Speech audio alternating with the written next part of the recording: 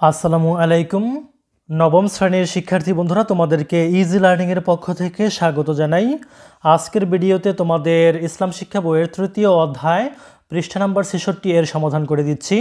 এখানে বলছে যে, প্রিয় শিক্ষার্থী, তুমি ধর্মীয় গ্রন্থ, অনলাইন সোর্স অনুসন্ধান বা পরিবারের সদস্য, ধর্মীয় জ্ঞানসম্পন্ন ব্যক্তি, সহপাঠীর সাথে আলোচনা বা মত বিনিময়ের মাধ্যমে পবিত্র কুরআন ও হাদিস সম্পর্কে বিভিন্ন তথ্য সংগ্রহ করো। তোমার সংগৃহীত তথ্যগুলো খাতায় লিখে নাও।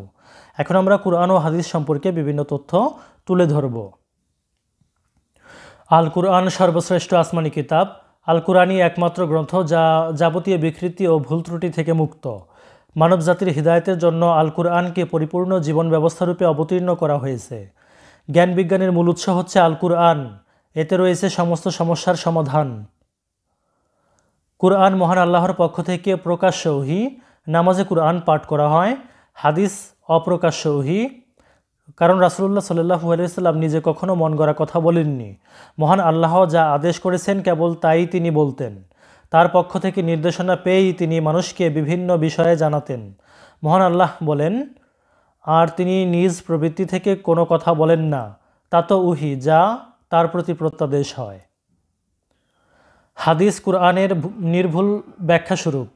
হাদিস ছাড়া কুরআন মেনে চলা অসম্ভব। কুরআন মাজিদে মহান আল্লাহ শরীয়তের সকল আদেশ নিষেধ বিধিবিধান বর্ণনা করেছেন। এতে শরীয়তের আহকাম, মূলনীতি ও নির্দেশনাবলী খুবই সংক্ষিপ্তভাবে বর্ণনা করা হয়েছে। আর এই সংক্ষিপ্ত নির্দেশনাগুলোকে বাস্তবে কার্যকরী করার জন্য মহানবী সাল্লাল্লাহু আলাইহি ওয়াসাল্লাম প্রয়োজনীয় ব্যাখ্যা বিশ্লেষণ করেন। তার এই ব্যাখ্যা বিশ্লেষণই হচ্ছে হাদিস।